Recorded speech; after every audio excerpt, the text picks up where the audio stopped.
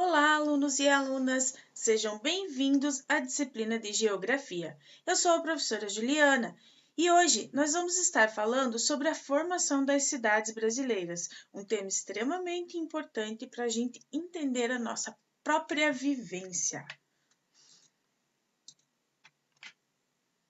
Quais serão os objetivos da nossa aula de hoje? Compreender a formação das cidades brasileiras e analisar a transformação da paisagem urbana. É importantíssimo vocês acompanharem a nossa aula de hoje junto com o material didático.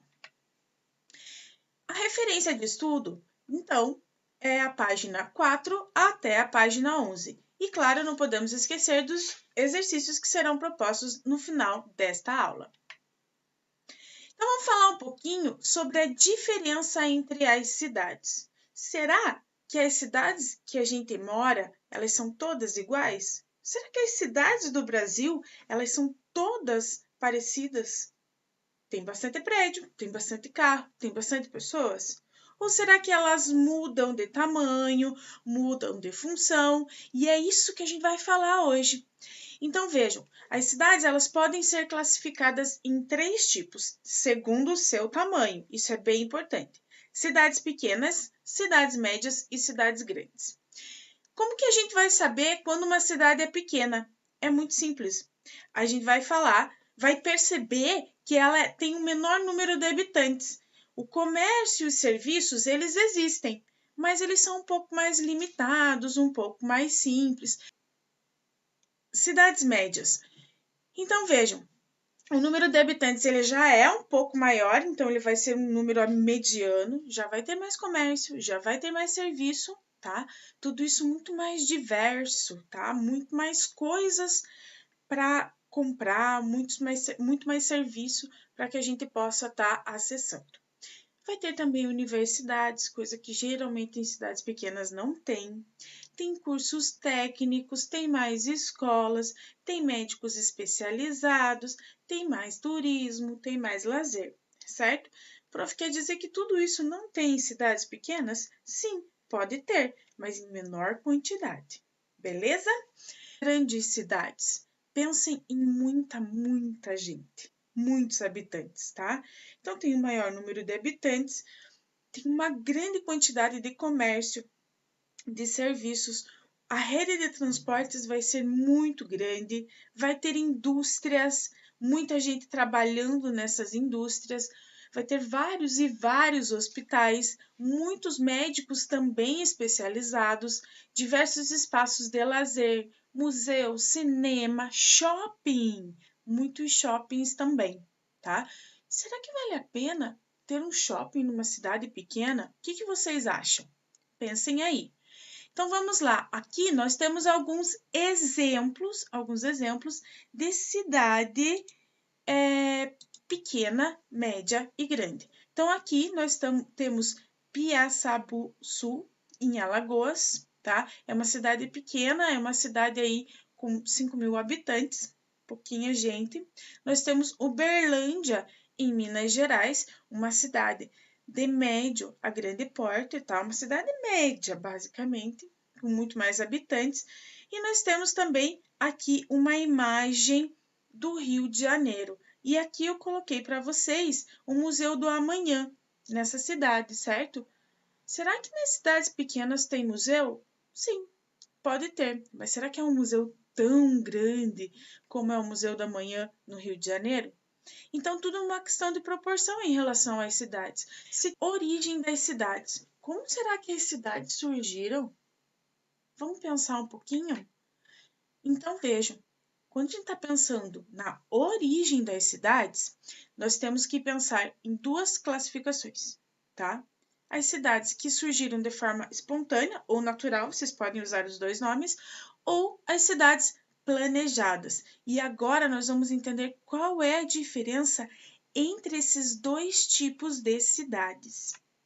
Então, vejam, aqui eu criei um caminho para vocês tentarem entender, para vocês conseguirem entender como que vão se formar as cidades espontâneas e naturais. E a primeira coisa que a gente tem que lembrar é que a maior parte das cidades do mundo surgiram de forma espontânea. Não só do mundo, gente, do Brasil. A maior parte das cidades do Brasil, elas surgem naturalmente. Como que isso vai funcionar? Acompanhem comigo. Então, vejam, as cidades, elas têm localização favorável. Então, uma pessoa, ela precisa de água para sobreviver, certo? Então, o que elas vão fazer? Elas vão procurar morar em torno dos rios. Então, a margem dos rios é um local favorável para o surgimento de uma cidade, tá? As rotas comerciais. Uma pessoa precisa comprar mercadorias, comprar comida. Então, as cidades que estão nas rotas comerciais, elas também são favoráveis aí para o seu surgimento ou para o aumento aí dessas grandes cidades. O deslocamento de mercadoria também é um fator favorável para o surgimento das cidades. E aqui nós temos dois exemplos para vocês.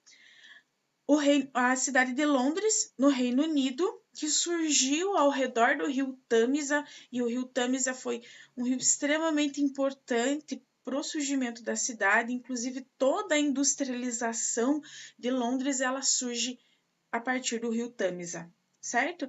E no rio Tietê, ele vai ser essencial para o surgimento da cidade de São Paulo, porque muitas pessoas, elas moravam em volta do rio Tietê, porque necessitavam usar água. Hoje em dia nós sabemos que o rio Tietê é um rio poluído, com diversos problemas aí, mas São Paulo teve seu surgimento ao entorno do rio Tietê, certo? Vamos continuar nosso caminho?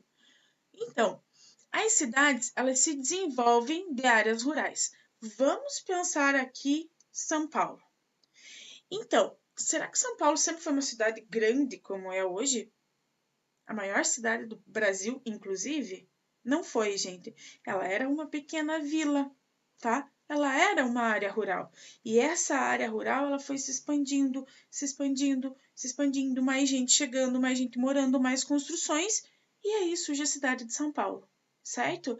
Então, a grande parte das cidades, elas se desenvolve a partir das áreas rurais. E como que vai funcionar isso? Então, tem uma área rural e a parte central dessa área rural, ela geralmente tem uma importância econômica muito grande, tá? Então, essas áreas centrais, elas vão se expandindo e essas áreas centrais vão ficando cada vez mais importantes, tá? Então, as áreas centrais das cidades é onde se desenvolveram as primeiras atividades econômicas, o comércio, por exemplo. E é interessante que grande parte das cidades do Brasil, que surgiram no Brasil, a igreja também faz parte da área central, tá? Bem importante essa informação. Continuando o nosso caminho, as áreas rurais, elas sempre vão se localizar ao entorno das cidades.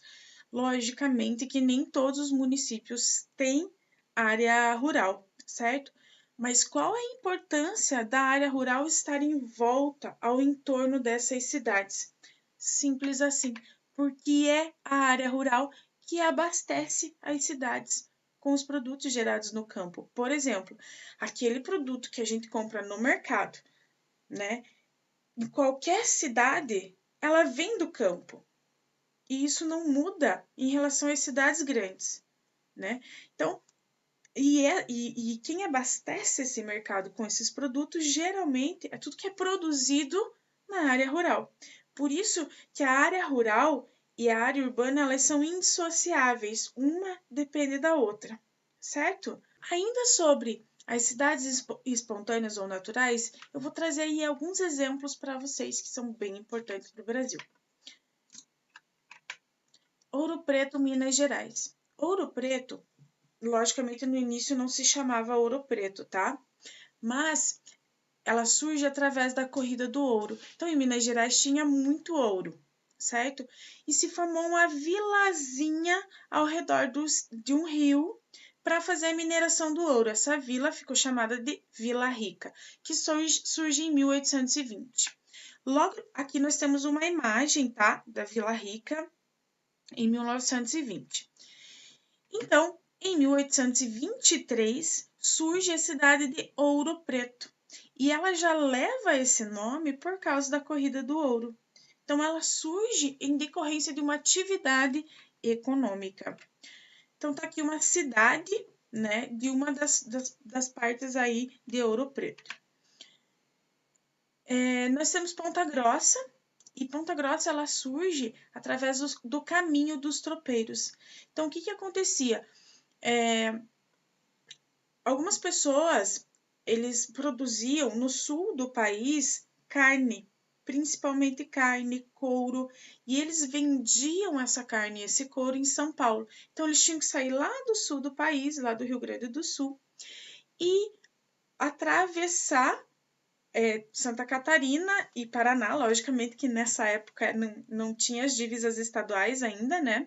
Tinham que atravessar esses locais para chegar até São Paulo, certo? E neste caminho que eles faziam, iam surgindo pequenos vilarejos, porque os tropeiros precisavam de um pequeno comércio, precisavam de lugares para dormir. Então, nesse caminho sempre foram surgindo alguns vilarejos. Então, eu estou mostrando para vocês aqui um mapinha sobre o caminho dos tropeiros. E Ponta Grossa vai estar localizada exatamente nesse ponto, né, onde tinha um ponto para essas pessoas se reunirem e saíam em direção a São Paulo. Tranquila? E daí surge então Ponta Grossa em 1862. E aqui uma imagem da cidade. Continuando então, nós temos as nossas cidades planejadas. Mas o que são cidades planejadas? São construídas basicamente através de projetos. Organização do espaço urbano, tá? Esses projetos surgem para que essas cidades sejam organizadas, elas nasçam organizadas, certo?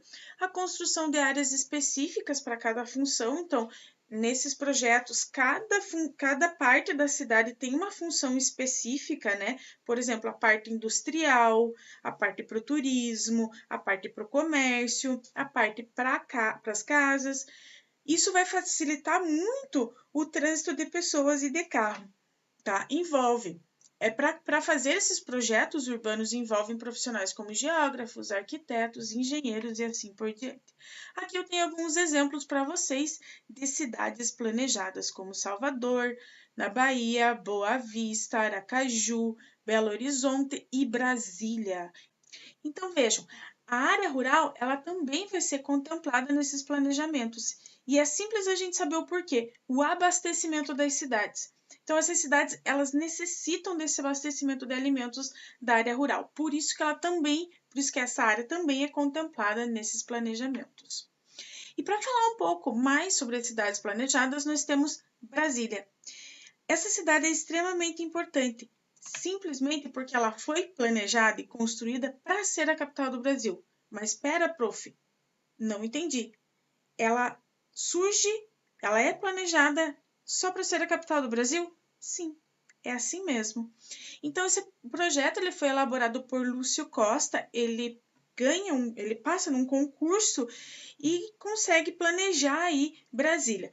Em 21 de abril de 1960, ela foi inaugurada, 4 anos depois que o Lúcio Costa entrega esse projeto arquitetônico de planejamento dessa cidade. Rápido, né, galera?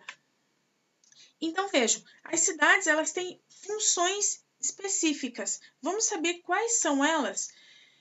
Então, para ela conseguir se desenvolver economicamente, ela precisa de funções. Foz do Iguaçu, por exemplo, tem uma função turística.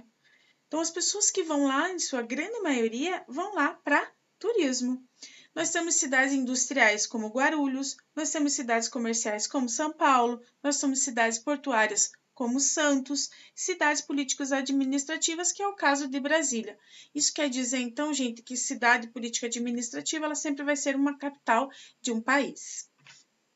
Então, vejam, nessa aula a gente aprendeu sobre a formação das cidades brasileiras e a transformação dessas paisagens urbanas. E essa transformação ela depende ainda da área rural.